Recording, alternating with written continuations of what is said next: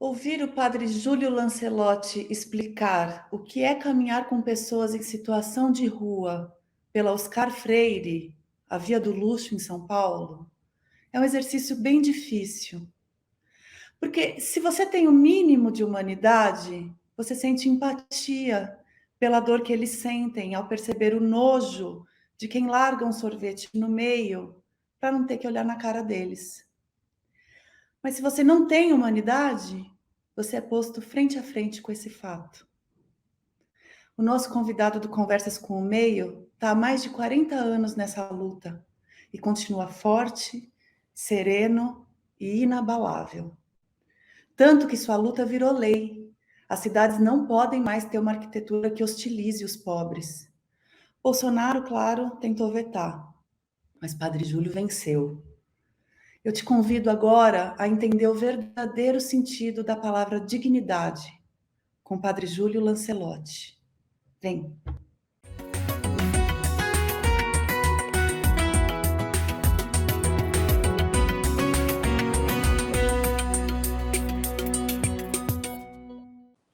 Padre Júlio Lancelotti, muito obrigada por estar aqui com a gente, por ter aceitado o nosso convite.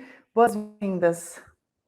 Obrigado, eu que agradeço a oportunidade de estar com vocês. Padre Júlio, o senhor simboliza uma luta pela dignidade humana há tantas décadas, e mais recentemente, em particular, das pessoas em situação de rua, né? O senhor já militou e defendeu tantos grupos, mas a população em situação de rua tem sido a sua defesa mais recente. Conta para a gente o que significou essa vitória da derrubada do veto à lei que leva o seu nome. O presidente Jair Bolsonaro vetou e esse veto foi derrubado. Conta um pouco para a gente em que essa lei inova e o que esse veto significa. Então, dentro dessa luta pela dignidade humana, nós trabalhamos muito a questão da aporofobia. A aporofobia é um conceito que foi cunhado pela filósofa espanhola Della Cortina, que significa a rejeição ao pobre, o ódio ao pobre, o medo ao pobre. E a aporofobia tem muitos sintomas.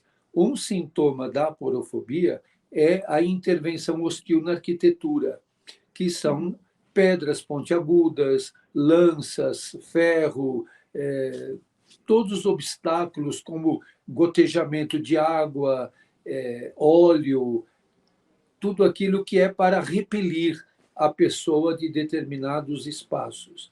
Então, o projeto de lei apresentado pelo senador Fabiano Contarato, ele justamente veta a utilização da arquitetura hostil e entra no Estatuto das Cidades. Então, é muito importante isso, porque é o combate a um sintoma mais visível, mais perceptível da aporofobia.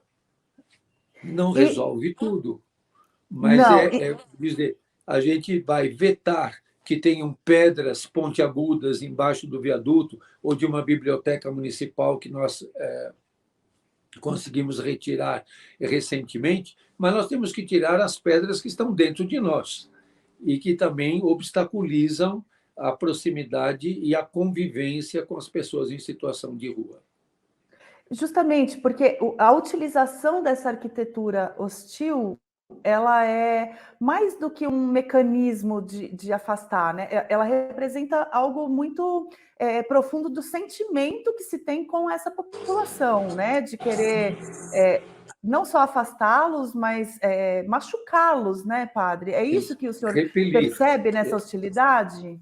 Sim, e é uma intervenção bastante, como a gente diz, hostil, que justamente traz hostilidade. E o que é importante ressaltar é que nós não queremos tirar essas intervenções hostis para que eles fiquem nesses lugares de marquises ou baixos de viadutos. Mas, se você olhar as cidades onde tem muita intervenção hostil, é justamente a cidade onde não tem hospitalidade, onde não tem uma resposta de moradia, de acolhimento, de locação social, que é uma figura jurídica já existente. e que muitos lugares do mundo têm utilizado, e mesmo aqui em São Paulo, em alguns lugares do Brasil, há essa resposta chamada locação social. A locação social é a pessoa ter onde morar, mas ela não tem a propriedade, porque nós temos muito essa visão de propriedade.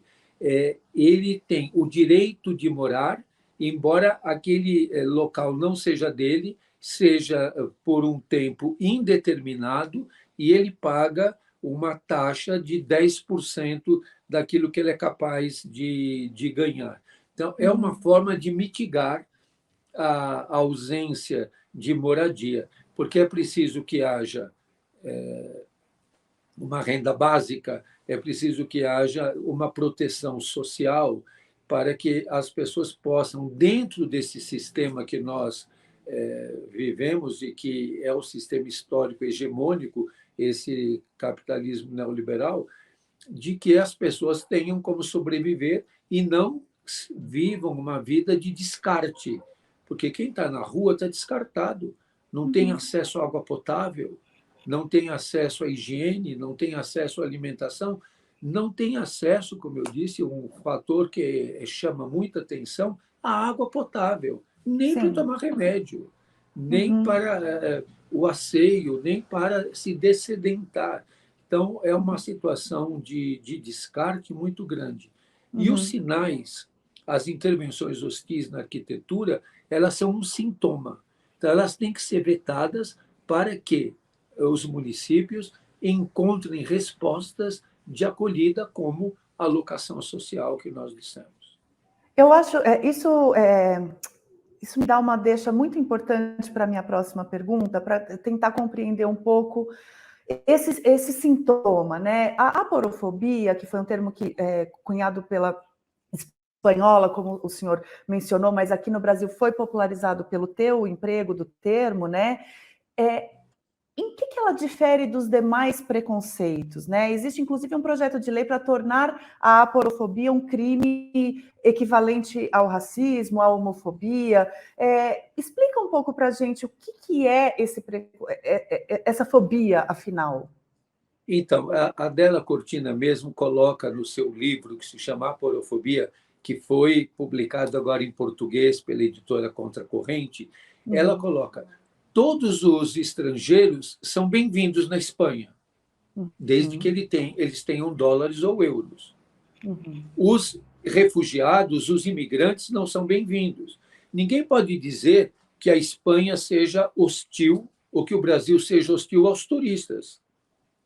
Todos são muito bem recebidos, desde que eles paguem hotel, desde que eles tragam recursos. No Carnaval, todos os turistas são muito bem-vindos no Brasil, desde que eles tenham o que dar em troca. A aporofobia é a rejeição daquele que não tem como te retribuir.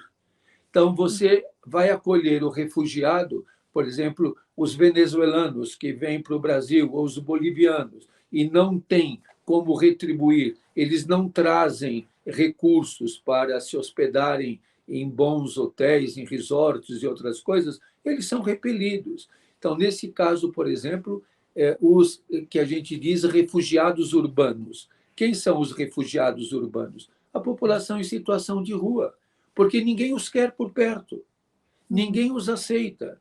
Eles são tratados como pessoas incômodas, indesejáveis, eles são tratados como sempre suspeitos. É interessante que um sintoma da aporofobia, que nem sempre fica muito claro, são essas campanhas que as prefeituras fazem pelo Brasil inteiro. Não dê esmola, porque você nem sabe o que é que ele faz com a tua esmola. Algumas prefeituras dizem: é a tua esmola que o mantém na rua. Atrás disso, o que está? Um moralismo que criminaliza o pobre, ao invés de erradicar a pobreza. É possível imaginar que alguém tem uma profissão de pedir esmola, que pedir esmola é tão rentável assim, que a pessoa vai ficar no sol, na chuva, ouvindo impropérios, ouvindo rejeições, sendo chamado de vagabundo e de oportunista, de explorador, porque uma atividade muito rentável, na verdade, quem dá esmola é o poder público, Uhum. que mantém uma educação sucateada, uma saúde sucateada, uma assistência social extremamente sucateada e inadequada na questão quantitativa e qualitativa. Então, essas campanhas, não dê esmola. Tem uma cidade aqui do sul do Brasil que, pois, aqui a pessoa que estiver em situação de rua tem tudo, tem comida, tem casa, tem...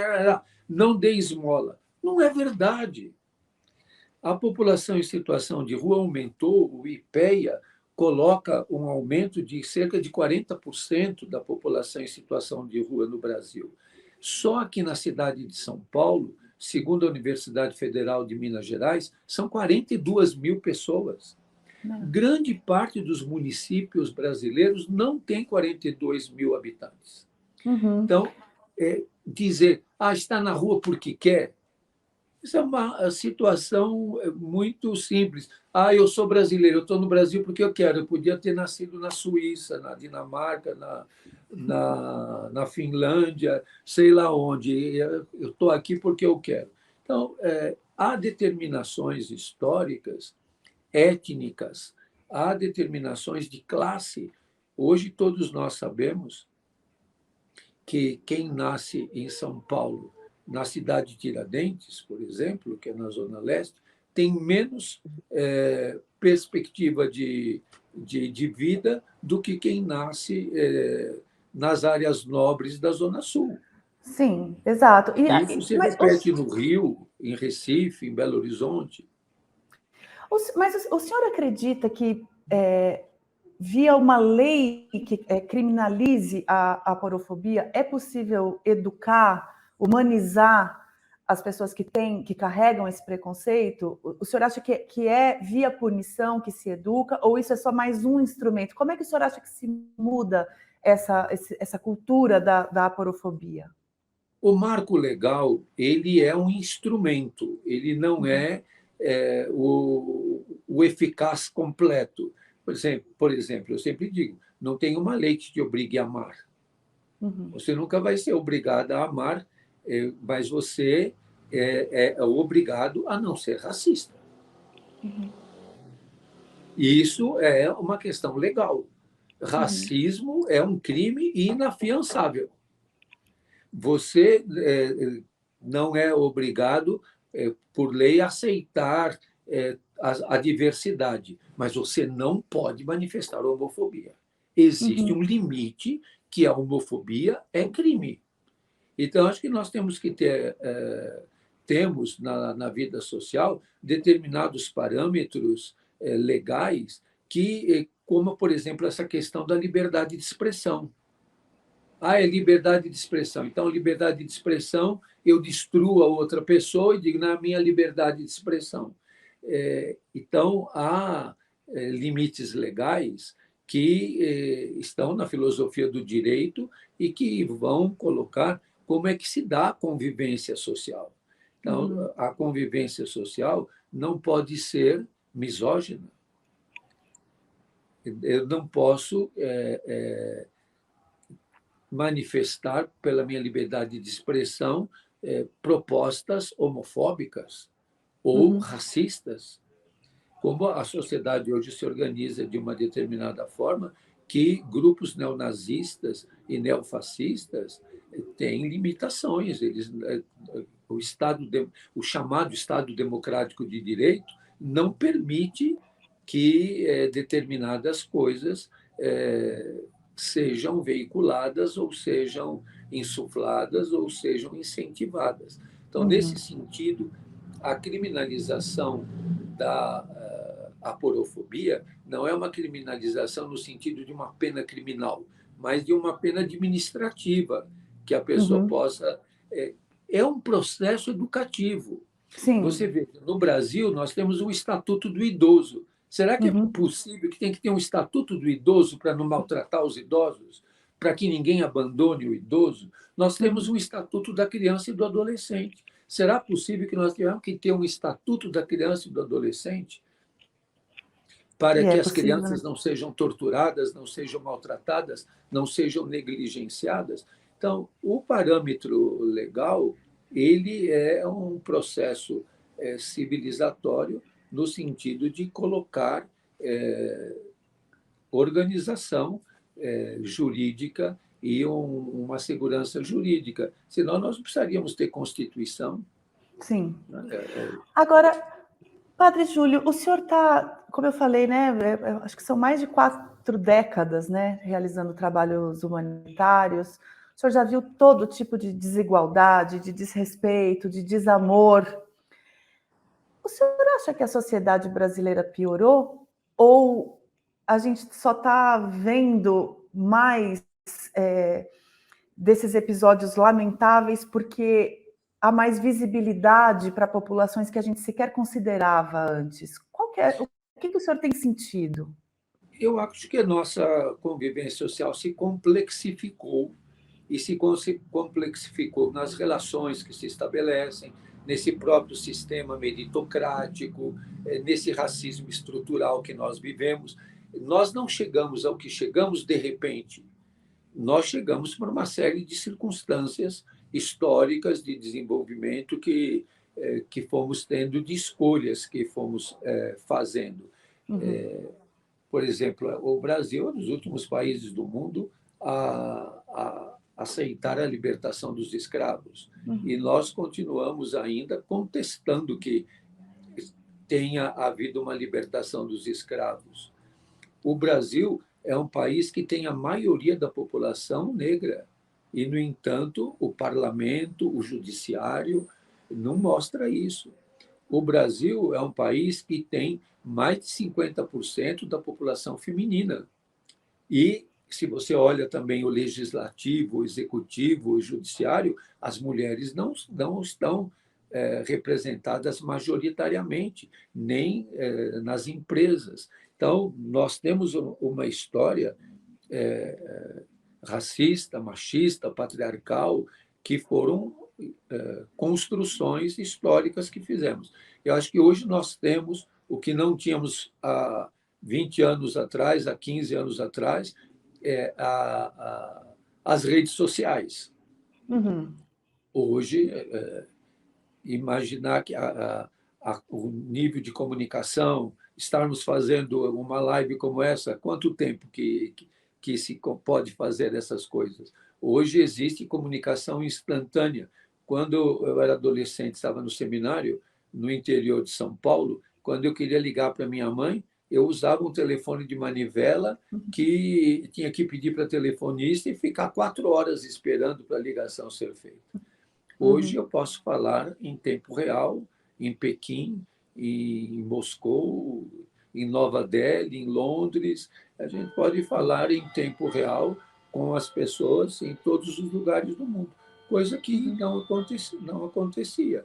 Que eu lembro quando minha mãe pedia para eu telefonar para dar o recado para alguém que ela queria mandar alguma informação, o telefone só existia na farmácia e a Uhum. gente pagava por minuto que falava no telefone.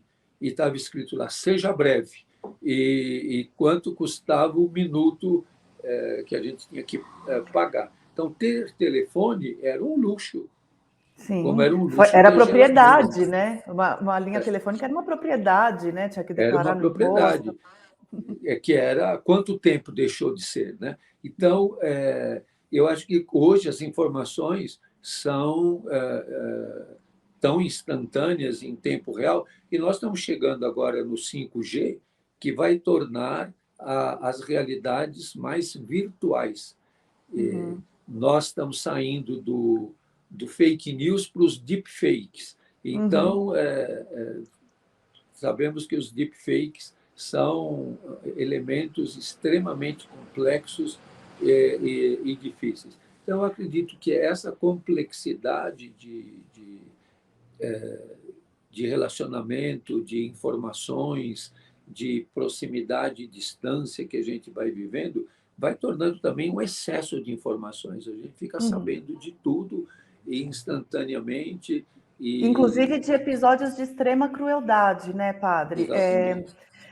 O que eu queria perguntar para o senhor também com essa proximidade que o senhor tem da população em situação de rua, se o senhor percebe que as demandas, as angústias dessas pessoas que estão morando nas ruas hoje, se elas mudaram ou se elas são uma constante, independentemente de outras circunstâncias. Não sei se o que é, claro, além da dignidade, né, da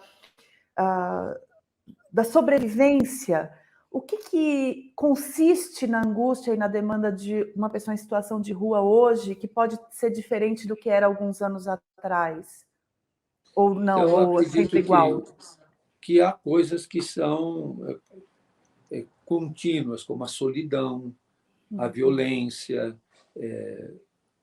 a quebra de vínculos com grupos primários, com grupos afetivos, o excesso de perdas.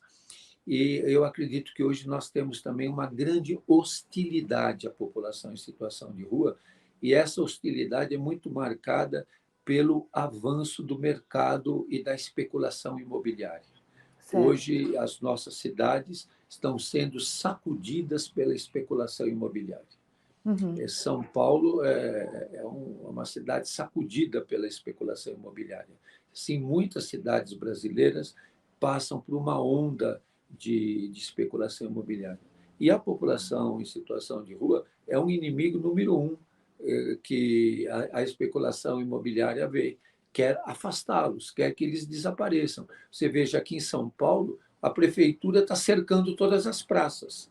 Uhum. As praças da cidade de São Paulo, daqui a alguns anos, serão todas cercadas. E para você entrar numa praça, você vai ter que passar por um segurança. Viu que cercamos agora aqui em São Paulo a Praça Princesa Isabel e o prefeito usou o estratagema de torná-lo um parque.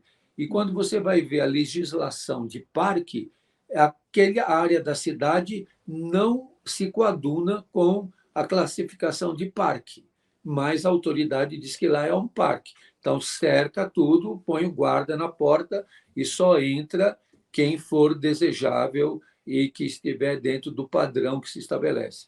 A prefeitura está cercando a Praça Marechal Deodoro. Então, as praças de São Paulo estão sendo, vamos dizer, de certa forma, privatizadas. Uhum. Então, a cidade vai se tornando com a síndrome do condomínio.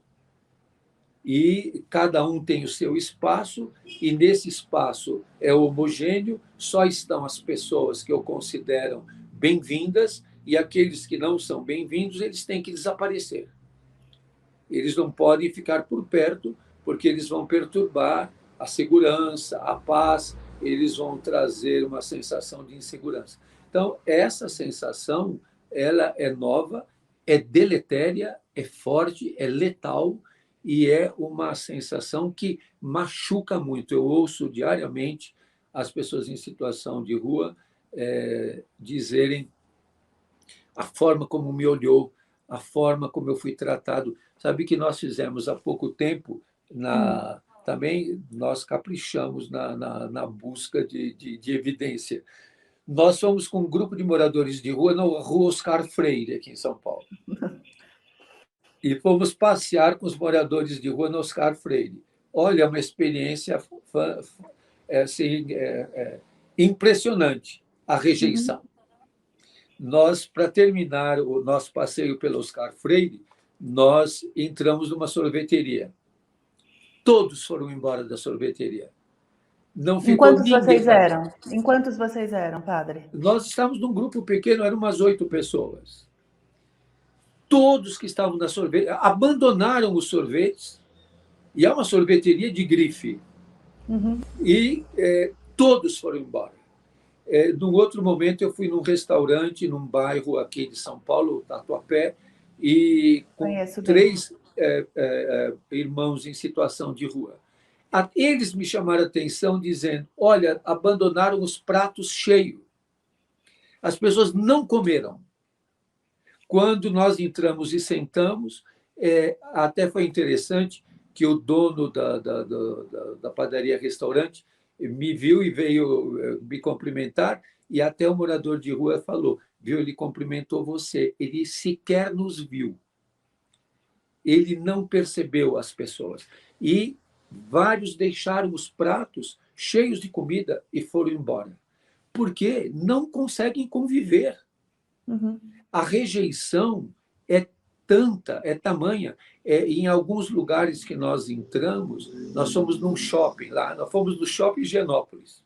É Uhum. impressionante os radinhos tocando e a quantidade de seguranças em volta de nós e atrás de nós. E aí nós Uhum. fomos na praça de alimentação e encheu de seguranças para ver o que nós iríamos fazer como ia comer e tudo mais. Então, eles percebem muito fortemente a rejeição. E eles Uhum. percebem esse medo, o nojo, o afastamento, o olhar. Nós fizemos uma pesquisa sobre a porofobia com os irmãos de rua, e fizemos cerca de 400 questionários. É interessante que, quando eles percebem mais a porofobia, é no olhar. Uhum. E, ao mesmo tempo, numa outra questão, onde eles sentem mais a força da porofobia, é na Guarda Civil Metropolitana. Então, Aham. dói tanto o cacetete quanto o olhar. Nossa. E o senhor veja, porque os guardas civis ou seguranças do shopping, eles não necessariamente são homens e mulheres ricos, né? Sim, Mas eles são revestidos de uma institucionalidade que discrimina. É isso, mas né? estão a serviço de uma elite Isso. e eles Uhum. estão a serviço de um padrão, como a gente tem visto pelo Brasil inteiro, violência, aqueles dois do Sul, que um pôs um pouco pegou um tanto de carne e pôs na cintura, não que a gente justifique, mas aquilo pode ser, inclusive, ser visto como furto famélico, e, no entanto, Uhum. os dois foram torturados e tratados com extrema violência e com Uhum. deboche.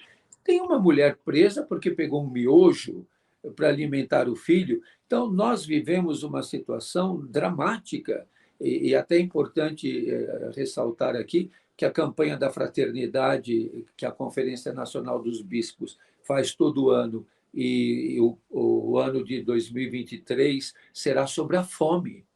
Uhum. E é Novamente. importante que o Cá governo estamos. federal tenha colocado como ponto importantíssimo que nós temos que sair desse mapa da fome, que nós Uhum. temos que diminuir. Não é possível um país com 33 milhões de pessoas abaixo da linha da miséria, sem acesso à alimentação, e mais de 120 milhões de pessoas no chamado, eu não gosto muito do termo, mas de insegurança alimentar. Quer dizer, não sabe se terão acesso ou não à Por alimentação. que o senhor Então, não essas gosta do coisas têm que termo? mudar, Por que o senhor não gosta desse termo, padre? porque fica tudo como segurança e insegurança, fica parecendo. Alguns Uma desses termos questão. vieram da segurança nacional, então, esse termo segurança dá uma impressão um tanto policialesca, militaresca. Então, a gente, Entendi. na verdade, as pessoas estão numa situação de desumanização, de ter o alimento adequado. Faz pouco tempo eu encontrei uma criança com a mãe na rua que estava tomando leite com maisena, Uhum. que é o que ela conseguia. A gente vê, às vezes, mães dando para as crianças água com açúcar, porque não tem acesso a uma alimentação adequada. E a alimentação, ela tem que ser adequada não só na quantidade, mas na qualidade, Também, sem claro. tanto agrotóxico, sem agrotóxico, sem tanto veneno. Uhum. Agora, padre, Discutimos aí tanto a PL do veneno. uhum. Desculpe, não quis interromper o senhor, desculpe. Nada. Não, o que eu ia perguntar é esse sentimento que o senhor descreveu, essa experiência na Oscar Freire, esse sentimento do olhar e do cacetete, ele é mais dirigido a homens em situação de rua? Ele é ampliado a qualquer perfil? E, nesse sentido, o senhor sente que nesses últimos anos, principalmente pós-pandemia, né, com a pandemia e pós-pandemia, mudou o perfil da pessoa em situação de rua, no sentido de ter mais famílias na rua? Hoje nós temos mais grupos familiares que também Uhum. são objeto de tratamento cruel e discriminatório, de preconceito, muito jovens, e o jovem, se é de rua, se ele é negro, se ele é de rua, se ele for LGBT, se for uma mulher trans, quer dizer, vai agravando, vai cada vez mais agravando o preconceito e a discriminação. Então, nós vivemos uma situação de discriminação e preconceito que tem agravante. O Uhum. pobre, se ele é negro, se é uma mulher trans, se é um homem trans, se é do grupo LGBT, você veja, por exemplo, se pegarmos a faixa LGBT, é, o LGBT que tem boas condições financeiras, ele vai ser bem Uhum. aceito em todo lugar. Agora, imagine uma pessoa LGBT em situação de rua. E aí, imagine se for negra. E se for negra? Então, Uhum. aí vai agravando. Uhum. Hoje, existe preconceito e discriminação do grupo LGBT, mas você tem que perpassar a questão de classe. Se é uma pessoa de bom nível econômico, tem hoje hotéis específicos LGBT, tem turismo, mas para quem tem condições. Até quando eu conversei com os organizadores da Parada Gay, eu falei assim: vocês viram quantos do grupo LGBT estão lá atrás catando latinha? Uhum. Esses nunca vão andar no carro, no trio elétrico, aí no carro de som. Eles nunca serão chamados lá. Eles ficam catando a latinha lá no fundo, porque eles estão sujos, estão desdentados.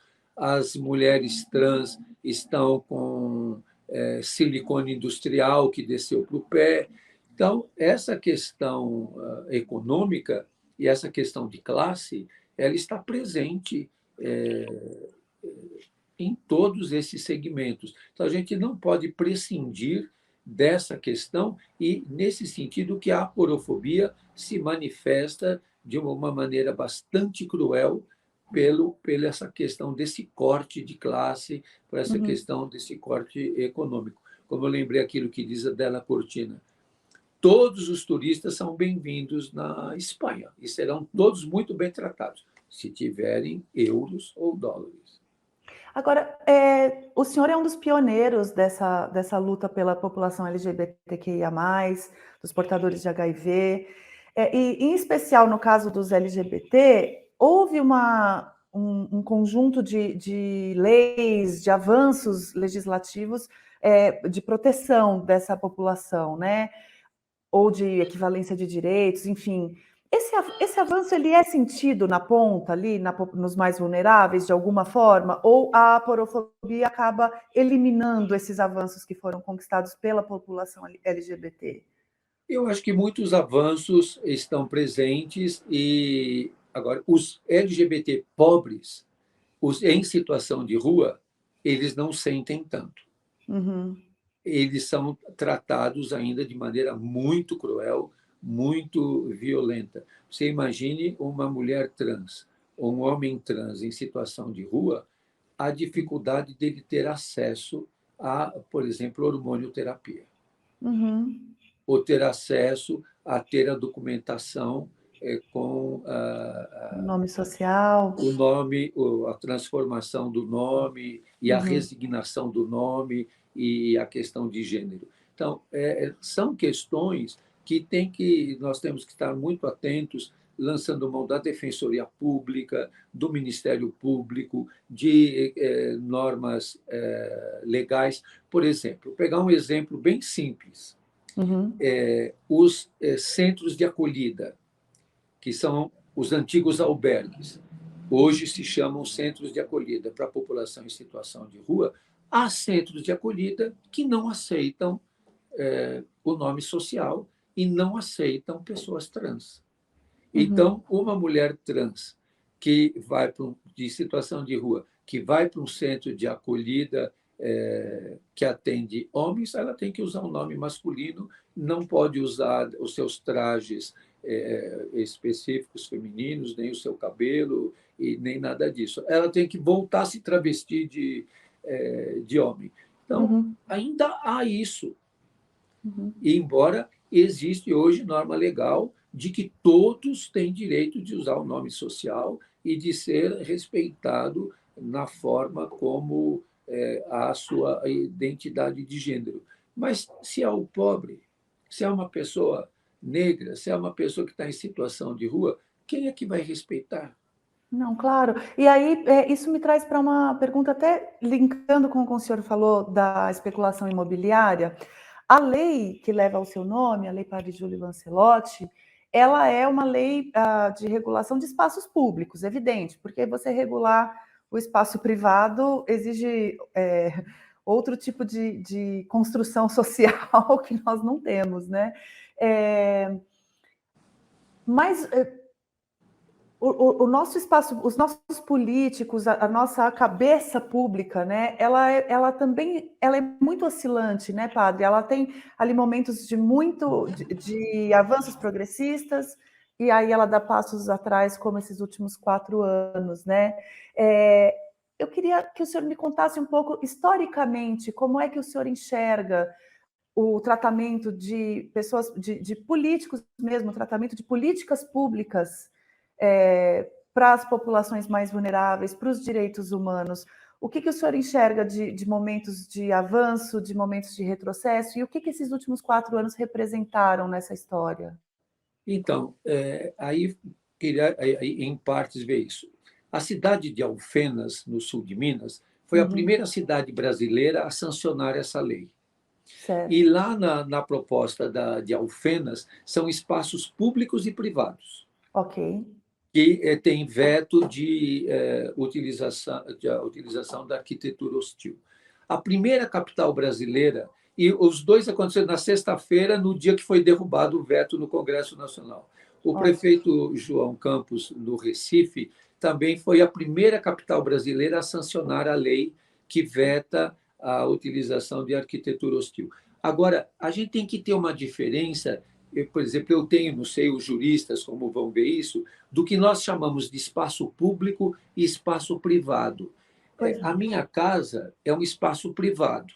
Uhum. Agora, se eu tenho uma escola, mesmo que ela seja de uma propriedade privada de uma congregação, de um grupo educativo, ela é pública. As igrejas, elas são de determinada denominação religiosa, mas elas são espaços de uso público, Uhum. porque você não fica na porta da igreja dizendo quem entra e quem não entra. Ela é um espaço de uso público. As Uhum. escolas são espaços de uso público. Os museus são espaços de uso público, Uhum. mesmo que eles sejam de um determinado grupo. Por exemplo, o shopping, ele é privado, mas o espaço é de uso público. Certo. Ou você vai ficar no shopping com catracas para cobrar a entrada? Não vai. Uhum. O shopping ele é um espaço público. Ou quem é negro não pode entrar no shopping.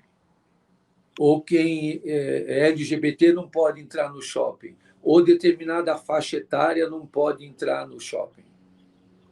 Ele é um espaço privado de um grupo, mas ele é aberto para ser de uso público. Certo. Então, acho que essa compreensão, eu, inclusive, ontem conversei com o senador Fabiano Contarato, inclusive porque essa lei ela entra no Estatuto das Cidades. Uhum. É uma mudança no Estatuto da Cidade. O Estatuto da Cidade já existe. Então, a gente fica nessa discussão. É retroativo a data ou não? Se ele vai fazer parte do Estatuto, por exemplo, uma mudança que seja feita no Estatuto da Criança e do Adolescente, ela tem vigência ou não? Porque ela muda dentro de uma lei que já existe, que é o Estatuto da Cidade, ou o Estatuto da Criança e do Adolescente. Então, isso Uhum. que nós estamos esperando para clarear tudo isso, por quê? O Congresso Nacional derrubou o veto, tanto no Senado quanto na Câmara, Sim. majoritariamente, é muito grande a diferença de votos. E agora o Congresso avisa a presidência da República de que o veto que eles fizeram foi derrubado. E o presidente da República tem 48 horas para sancionar a lei ou não. Se ele não sancionar, volta para o Congresso e o Congresso é que sanciona. Então, existe todo um ritual para Uhum. que tudo isso aconteça. Mas eu quis falar essa questão para a questão do público e do E do privado. privado, e Perfeito. como que a gente usa esses conceitos. A igreja é um espaço público, Uhum. embora diga não de tal religião, de tal diocese, mas ela é aberta para todos. Mas você tinha feito uma outra questão que eu coloquei isso antes Sobre, ainda. não, imagina. E aí eu tinha perguntado sobre a visão de políticas públicas Ah, progressistas exatamente. ou não. Como é Aí, que o senhor enxerga isso nos anos de luta aí? então, nós tivemos muitas conquistas, como aqui em São Paulo, a Lei 12.316, que foi uma história complexa. A lei foi aprovada na Câmara, foi vetada pelo prefeito, a Câmara derrubou o veto, sancionou a lei. O outro prefeito que veio arguiu de inconstitucionalidade, ele desistiu da inconstitucionalidade, a justiça homologou a desistência, mas ele não regulamentou. E isso foi interessante, foi no governo Maluf, Pita, e, por fim, foi no governo Marta Suplicy que ela regulamentou a lei. Mas é uma lei que nunca foi plenamente implantada.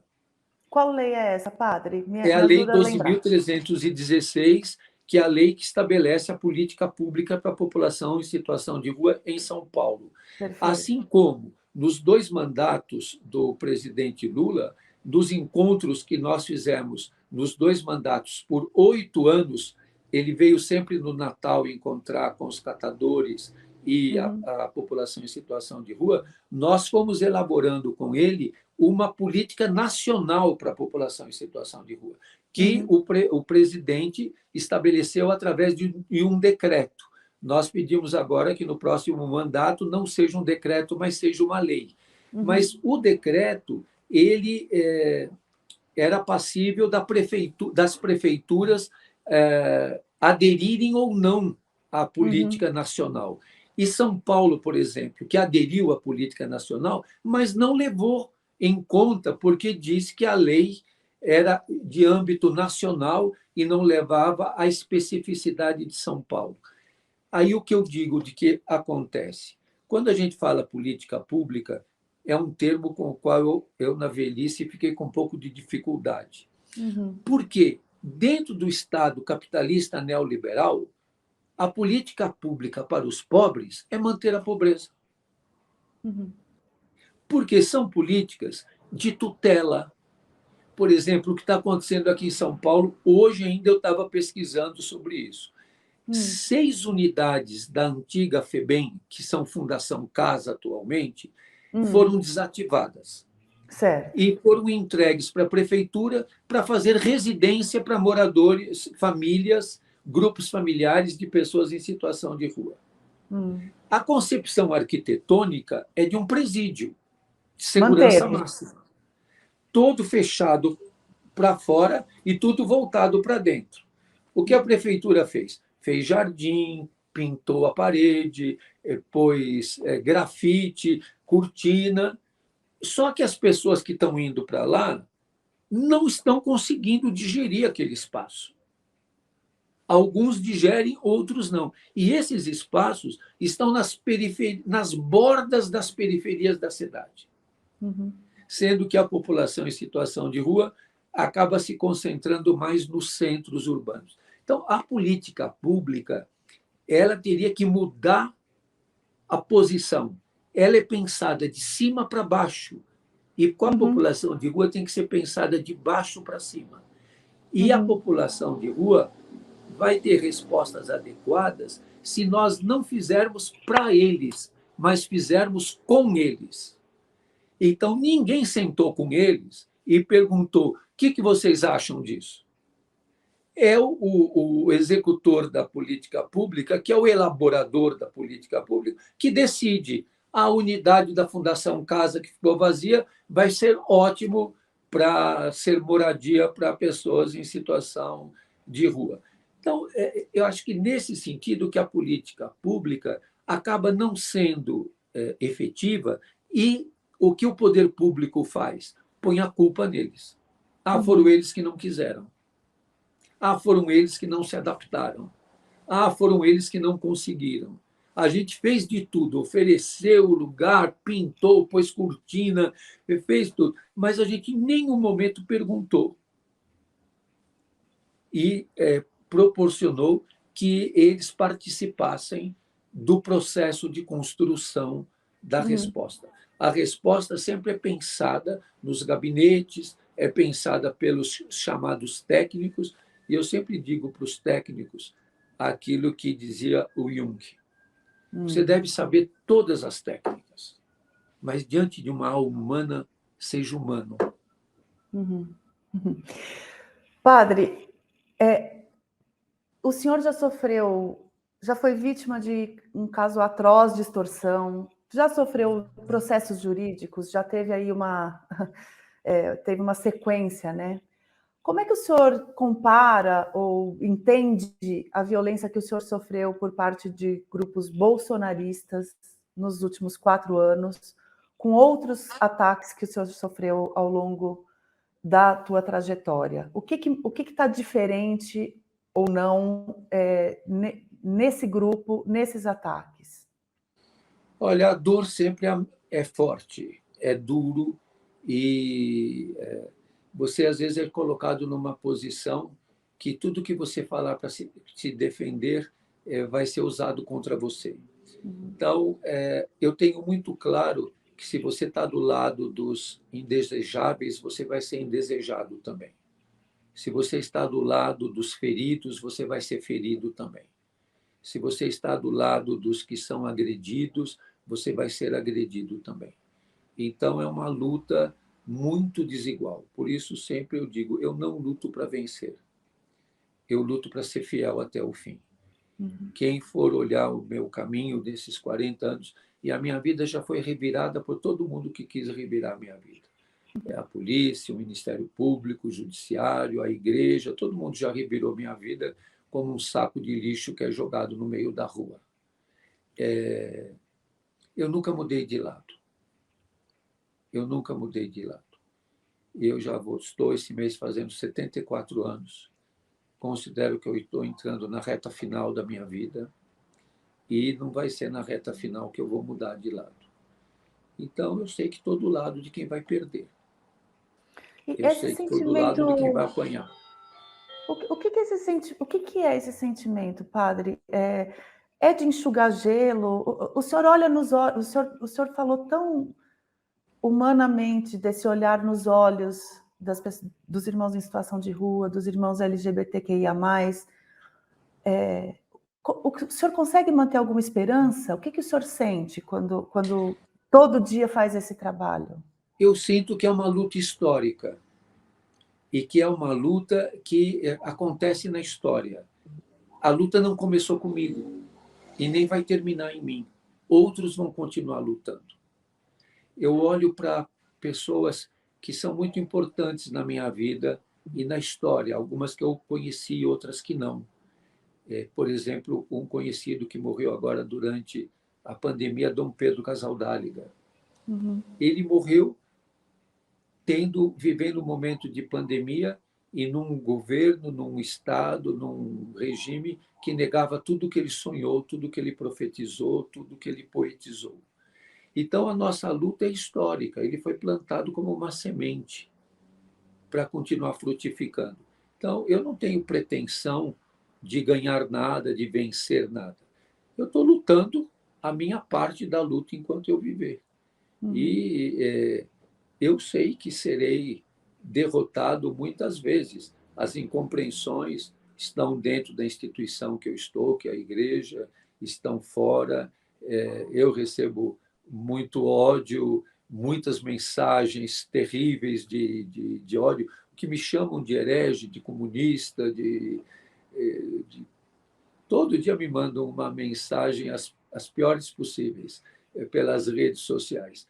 Então, eu acho que isso faz parte de um caminho em que eu lembro muito quando eu estava no seminário, adolescente, o padre que cuidava de lá, que era uma pessoa incrivelmente cheio de bondade, de compaixão, de misericórdia, e a gente sofria muito de estar longe da família, e um dia eu chorei tanto no ombro dele que a batina dele ficou molhada, e quando eu me despedi, ele me abraçou e disse: você vai sofrer muito, porque você é muito sensível. Uhum. Então, a gente acaba sofrendo muito também. Eu percebo os olhares de reprovação, de nojo, os insultos, mas também tem muitos os que apoiam, que ajudam, que, que partilham, que estão juntos. Então, acho que a gente não tem nem que dramatizar, nem que buscar triunfalismos. Existe uma realidade que tem que ser enfrentada, uma luta que tem que ser vivenciada para buscar a transformação.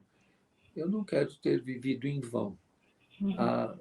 A luta da qual eu faço parte não me trouxe, e eu nunca busquei vantagens pessoais para tudo isso, mas coerência, sentido de vida, estar do lado dos fracos não é fácil. Não, eu imagino, enfim, e admiro, e eu queria que o senhor, a gente ouve com alguma frequência, né, padre, algumas pessoas, isso sem falar, não estou falando do ódio, não, estou falando até intelectuais, muitas vezes elaboram a ideia de que o identitarismo, de que essa luta identificada com os fracos, às vezes pode mais separar do que unir, pode alienar aliados. Existem correntes que falam disso, né? O senhor que está ali na luta dos direitos humanos, como é que o senhor enxerga essa questão da luta em nome de grupos, né? O senhor já elaborou isso? Se esse identitarismo pode conquistar aliados ou afastar? Eu acredito que toda luta é conflitiva. Uhum. E que nós não podemos negar o conflito. O conflito está aí. A gente ou vive ou nega, mas é impossível hoje viver numa cidade como São Paulo e negar o conflito, e negar as desigualdades. Tem restaurantes aqui em São Paulo que uma porção de salgadinho custa R$ 8.000, como aquele que abriu lá numa travessa da Avenida Paulista, e que tem filas para entrar nesse restaurante, e ali na Paulista tem gente procurando comida no saco de lixo. Então, esse conflito existe, não adianta negar. E você tem que saber, nesse conflito, de que lado você está. E tem que saber qual é a história desse conflito, como é que ele surgiu. Por que que num país onde sobra alimentos, hoje eu estava conversando com um grupo de pessoas, quanto alimento a gente pega no resto de feira, quantos alimentos, nós estamos fazendo 3.000 pães por dia para entregar para as pessoas em situação de rua, entregamos mais de 1.000 marmitas por dia. Só nessa semana entregamos mais de 500 cestas básicas para comunidades na periferia. E a gente tem que saber por que nós chegamos a isso. Por que nós temos pessoas que têm que buscar comida no saco de lixo, que não têm o que comer. Então, esse conflito está aí, ele não foi fabricado. Ele é, muitas vezes, desvelado por aqueles que querem velar o conflito. Então, você cria divisão. Não, a divisão já está criada, não fui eu que criei a divisão. A divisão já está aí. Nós temos que assumir de que a nossa forma de organização é uma forma de organização social que descarta as pessoas. E nesse sentido, padre, como é que o senhor enxerga a atuação das igrejas hoje? O senhor, é claro, né, como toda instituição, a gente sabe que tem pessoas comprometidas, bem intencionadas, e o contrário em 100% das instituições humanas, né?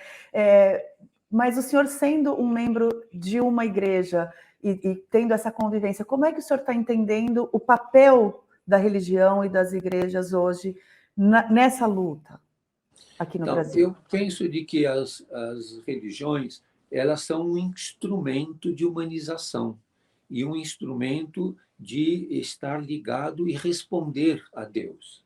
Uhum. E respeito muitos que não têm religião, porque não podemos achar, e eu disse isso muitas vezes nessa pandemia, que a misericórdia, a compaixão, a solidariedade não são dimensões religiosas, são dimensões humanas. Porque tem gente muito religiosa que não é fraterno, não é solidário e não tem misericórdia nem compaixão. Até usa a religião para justificar o feminicídio, para justificar a execução de grupos LGBT e justificar crueldade, extermínio. Então, a religião, ela é um instrumento que te conecta com Deus e que te faz responder amorosamente, compassivamente e misericordiosamente. Mas tem muita gente que usa da religião para destruir o outro, para dizer que o outro é o herege, que o outro tem que morrer, que o outro que é o pecador, e não busca que a religião mude a ele mesmo. O próprio Papa Francisco tem colocado muito isso, e essa ideia também de que dizer de que quem é ateu é desumano, e não é verdade. Às vezes, aqueles que se dizem ateus são mais humanos do que aqueles que se dizem religiosos.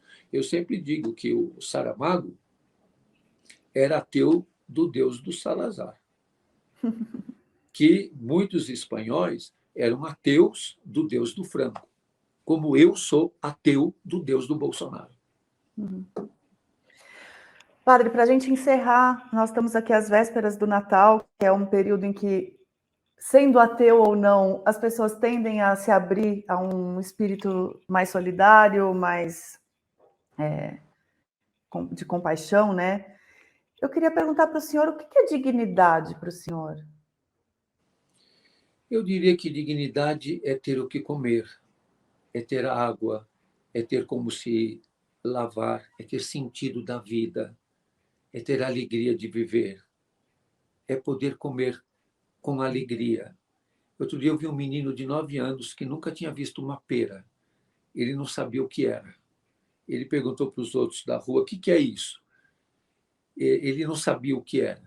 Então, ninguém tira a dignidade do outro, mas a gente nega a dignidade das pessoas. Então, dignidade para quem está solitário é o amor. A dignidade para quem está preso é a liberdade. A dignidade para quem está na rua é ter um lugar para morar. A dignidade para quem está com fome é ter o que comer. A dignidade para quem está doente é ter saúde e ter um tratamento adequado. A dignidade é ser um ser humano com todas as condições de vida para ter alegria, para poder sorrir, para não ter que passar fome, não sentir a dor do abandono nem da solidão, se sentir plenamente filho e filha de Deus, irmão de todos, sem querer destruir ninguém. Eu não tenho mais nada a dizer ao senhor a não ser muito, muito, muito obrigada. Deus abençoe, saúde, paz, e todos aqueles que nos verem nesta conversa se sintam tocados pelo amor de Deus e sejam solidários com os mais pobres, com os abandonados. Leve um pão para um irmão que está em situação de rua, põe um recheio gostoso, pergunta para ele o nome e diga para ele: Feliz Natal.